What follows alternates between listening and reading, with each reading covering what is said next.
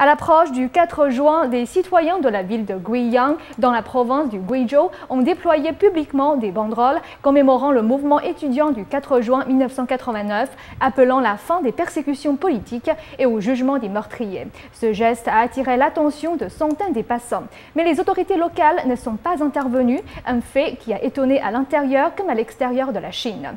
La société hongkongaise pense qu'il pourrait s'agir d'un sondage d'opinion avant de liquider la faction de la dette de sang dirigée par Jiang Zemin et Zhou Yongkang et de réhabiliter la date du 4 juin.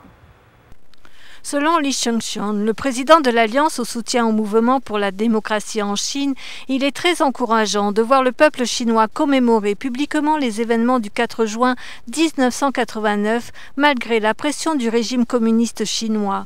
Cela montre que le peuple chinois a pris conscience de son devoir de se mobiliser pour ses droits et défier le PCC.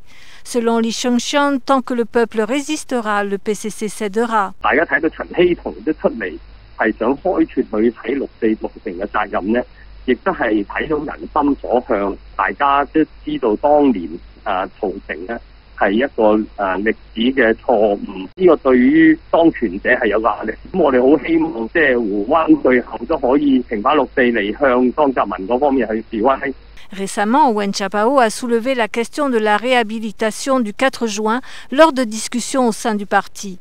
La censure Internet sur des termes sensibles comme le 4 juin a été levée à plusieurs reprises. Selon Qing Cheng, un analyste des affaires chinoises de Hong Kong, il est possible que cela constitue un test des hauts responsables du PCC pour mesurer la possibilité de réhabiliter la date du 4 juin. 所以也许就采取这种不阻挡、不干扰、不禁止的做法，慢慢让社会上习惯了悼念六四的活动。可能是在胡温他们想在最后一年，在这个非常敏感的问题上边，先开一个口，让将来习近平上台以后呢，可以沿着这条路走下去，不会太突然。 Qing Cheng espère que des commémorations pourront être organisées partout en Chine et que la date du 4 juin retrouvera un véritable sens. Nouvelle NTD.